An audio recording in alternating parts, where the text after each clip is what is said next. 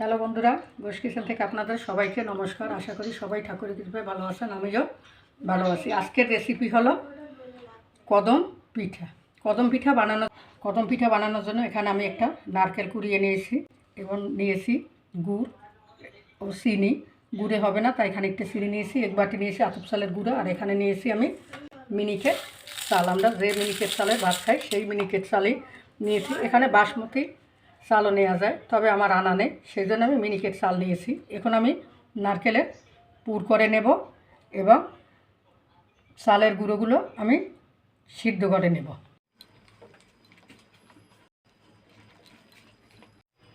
এখন আমি নারকেলের পুর করে নেব। দিয়েছি নারকেল, দেব গুড়। এখন আমি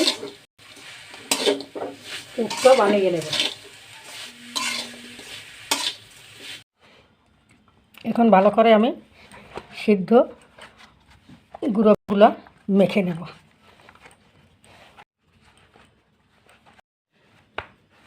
এমন আমি একটা ডো বানিয়ে নিয়েছি, কিছুক্ষণ মাখা থাক, ওদিকে নারকেলের পুরটাও বানিয়ে নিই। পুর বানানো হয়ে গেছে, এখন আমি নামিয়ে নেব। এখন আমি কদম পিঠা বানিয়ে নেব। এভাবে প্রথমে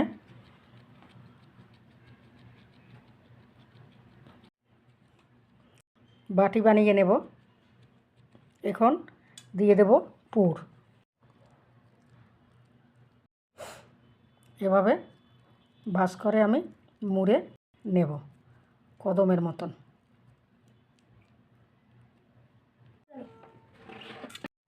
এভাবে বানিয়ে নিয়েছি, এখন আমি চালের মধ্যে মেখে নেব।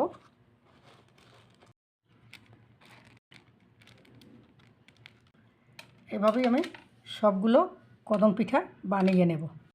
আর একটা বানিয়ে দেখাচ্ছি, আবার আমি এমন গায়ে পিঠের চাল মেখে নেব। আবারও আরেকটা বানিয়ে দেখাচ্ছি। প্রথমে এমন একটা বাটি করে নেব। বেশি মোটাও না এবং পাতলাও না, মিডিয়ামভাবে বাটিটা করা হয়েছে। এখন আমি পুর দিয়ে দেব। এরপরে আমি মুড়ে নেব। এভাবে বানিয়েছি, এখন আবারও আমি চাল মেখে নেব। এভাবেই সবগুলো পিঠে বানিয়ে নেব। এভাবে সব পিঠেগুলো বানানো হয়ে গেছে।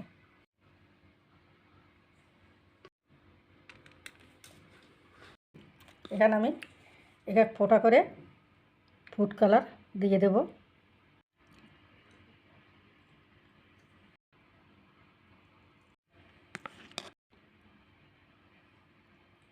কারণ অরেঞ্জ ফুড কালারটা দিলাম একটা সৌন্দর্য দেখার জন্য। যেমন কদম ফুলটা ফোটে যখন, ভেতরটা কিন্তু অরেঞ্জের মতনই দেখায়, সেইভাবে কিন্তু এই পিঠাটাও বানালে সেই ফুড কালারটাই দিয়ে দিলাম, দেখতে সুন্দর লাগবে যাতে।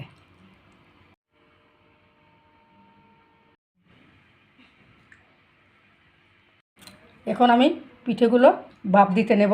ভাপের জন্য এখানে আমি রাইস কুকারে সেই উপরে জালিটা নিয়েছি, আর ওদিকে আমি জলও গরম দিতে রেখেছি। এখন আমি এই জালিটাতে এগুলো বসিয়ে নেব।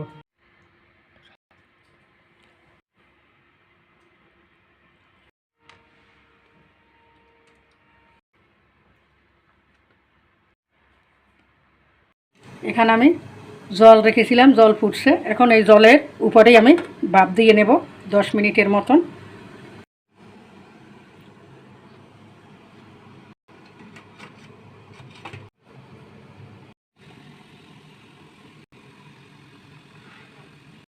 বন্ধুরা, এভাবেই বানানো হলো কদম পিঠা।